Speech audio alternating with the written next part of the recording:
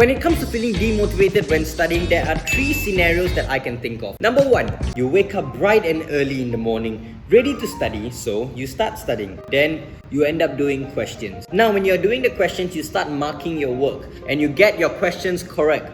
But then you stumble upon one or maybe a few questions that you get wrong, and you immediately feel discouraged to keep going because you feel, wow, I studied so much but my marks aren't even improving. What's the point of studying then?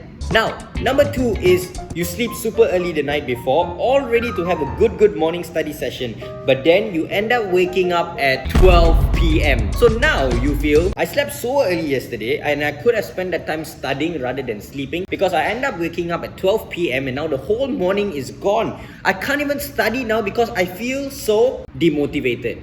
Number 3, which I feel could be the most common, because even I felt this the most during my SPM time and even now as I do my A-levels, is not knowing where to start when it comes to studying. You have so much to cover in so little time that you have no clue where to begin. Now, there may be many more scenarios as to why you feel demotivated when studying, and there's obviously a reason you guys clicked on this video. So, fear not, John Daniel on YouTube is here to save the day.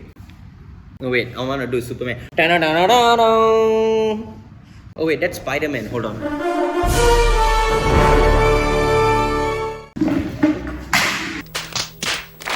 Hey, don't lose focus. Back to the video. Firstly, you should have a to-do list. Now, this may seem cliche because your tuition teachers or school teachers may tell you to do this, but this is something that really helped me. In this to-do list, you should list down everything you want to get done on that day itself. You can have a good sit-down session with just you, your book, and a pen, writing down everything you want to get done. It can be everything you want to get done on that day or maybe throughout the week, but this would really help you plan out your whole week so you know exactly what to do when.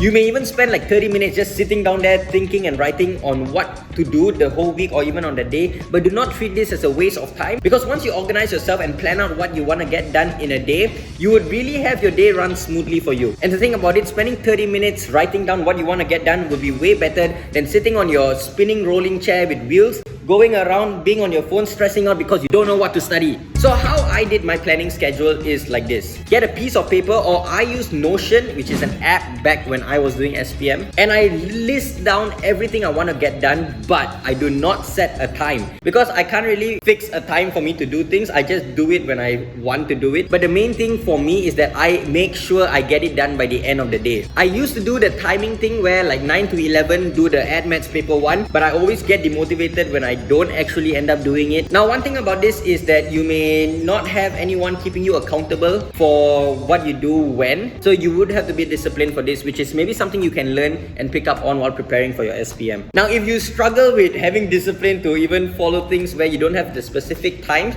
maybe you could have time zones where, let's say in the morning, maybe get 2 papers done. In the afternoon, get another 3 done. At night, just mark all the work and go through all your mistakes. Something like that may even work for you. So that is tip number 1 about having a to-do list. Now, if you do not know what to write down in your to-do list, it brings me to my point number 2 as to what you can study if you do not know what to study. With about only 1 month remaining till your actual SPM, I would not suggest you do topical questions anymore. You can keep all those books that are undone and sell it to your juniors after you're done with SPM. But for now, you should really focus and do SPM trial papers. In all honesty, you should have already started doing your past year trial exam papers before your trials this year. But if you have not started, it's okay. You still have time. Do not get demotivated by that. In your to-do list that you have, you can list down a set of past year papers that you want to get done in that day or that time zone. And maybe you could do it in pairs, whereby in the morning you do paper 1 of this and that, and in the afternoon you do paper 2 of this and that, and at night maybe you can mark, check and go through everything that you need to know. If you're sitting for SPM 2023, you would have SPM past year trial papers in the year 2021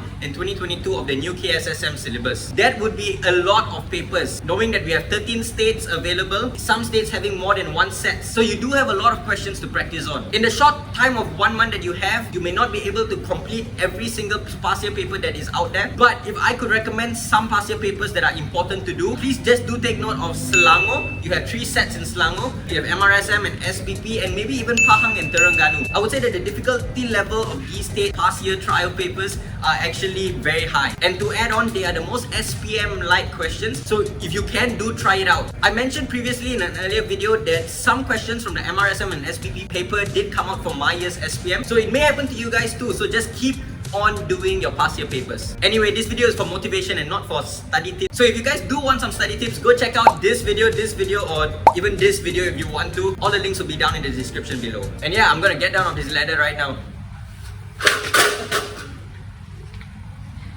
I was walking on my way to the location I wanted to do the third point in, and look what just happened to be behind me. The freaking Milo truck, man. I'm so excited, I'm so happy. And of course, I couldn't resist. I had to get one for myself. Energy to go further. This is non-sponsored, but I love the Milo truck, so... Oh my gosh. Now I'm here at the park for the third point, because the third point that I have got for you guys is your mindset. Now this is going to be very emotional, serious talk by me, but one thing in life that I have figured in the 18 years I've been living is that your mindset is very, very important in the way you approach things. Whether it is in sports, whether it is living your day-to-day life, or even if it's studying, your mindset is the one that can change everything. Firstly, just do understand that getting a question wrong in an exam or getting a question wrong in your test that you do on your own is completely normal. Feeling demotivated at times when you have to study is completely normal. Now, of course, you don't take advantage of that and then don't end up studying because you feel that way. But know that it is normal so that you don't beat yourself up for feeling that way or even getting a question wrong in the first place. And when you get a question wrong when you do your own work, please do not take it as, oh, I'm dumb, I wasted all my life studying because I can't even do this question. No, it is not like that. That's not how life works. In a way, you getting it wrong when you do your own studying is obviously bad. Oh, the LRT is passing by. I'll have a sip of my Milo then. In a way, you getting it wrong during your own study time is better than you getting it wrong in your actual SPM or trials, right? Think about it that way. If you get a question wrong, learn from it. Go to the marking scheme, get the format of how you should have answered, and learn from it. Now, if that question is from a specific subject, from a specific chapter or subtopic, well, that answers your question as to not knowing what to study. Now you do know what to study. Go back to your textbook, to that chapter, and study that whole section of the question you got wrong. In a way, for me, getting a question wrong is the best way to learn, because you getting it wrong makes you study that whole part again, which then helps you learn and properly understand why you got it wrong in the first place. Please do get all your formatting of how to answer right, and the best way to do that is by checking all the marking schemes that you have out there, because the keywords are really, really important. And yeah, that is all I have for you guys today. I really hope this video is beneficial in one way or another. Do go check out the other 3 videos I have lined up regarding SPM. It may be beneficial and helpful to some of you. Before I end, I just want to wish every one of you out there a very Merry Christmas and a Happy New Year. Take the end of the year easy. Do study as well, but also remember to have fun while doing what you're doing. All the best, guys. You guys got this. Feel free to message me on Instagram or contact me if you need help, or if you have any questions to ask, just let me know. And I'll see you guys in the next video. See you guys later, probably next year. Peace out.